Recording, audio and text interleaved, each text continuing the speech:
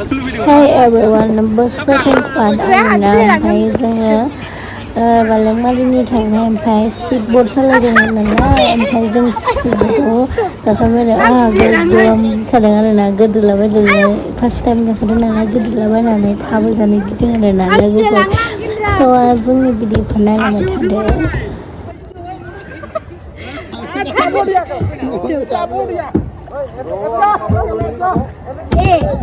आं जौ नंगौ आयु मेंगोनबो दे नै सासेया जावगासिनो बाय बाय आयु फार्स्ट टाइम ले स्टप फायसे गुसु मोनाखै हा गुसु मोनाखै आधा घन्टा 200 टाका आं गिलायलाङोसो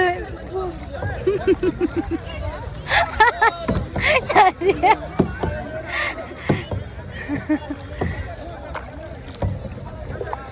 नांजाबाय हनैखौ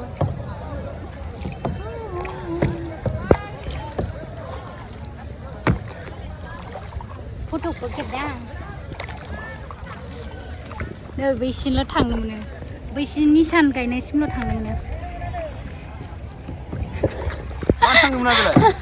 थैसिलै आं फाग्लासो जागोन जाबाय खस्थ' मोनाखै दा दावखोनांगौ जासिगोन दा जावनांगोन आं खालामनाय गाखोनो मोनमारबाय बा मालाय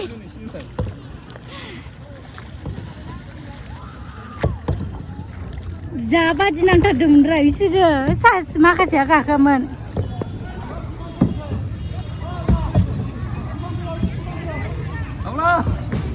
खावलां गाखोनो नामा ओइयाव बबेजों लाबोखो दाबो जोबाखै ओरैसो मानो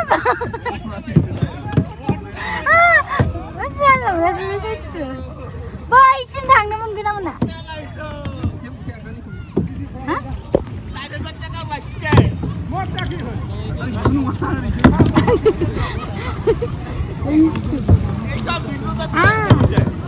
ओमफ्राय बिसोर डिस्टार्ब खालामबा हारसाफ्रा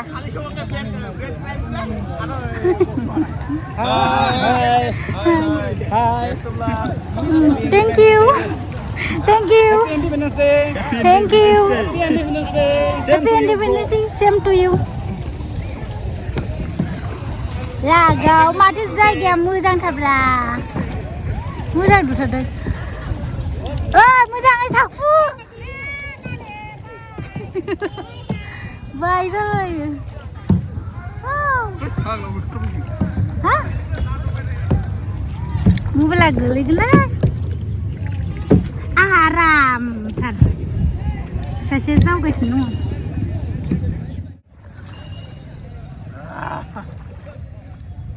दानो थाबाय थानोसैलै जोङो थुखैना होब्रा थुखैयां रां एबार जावनोसै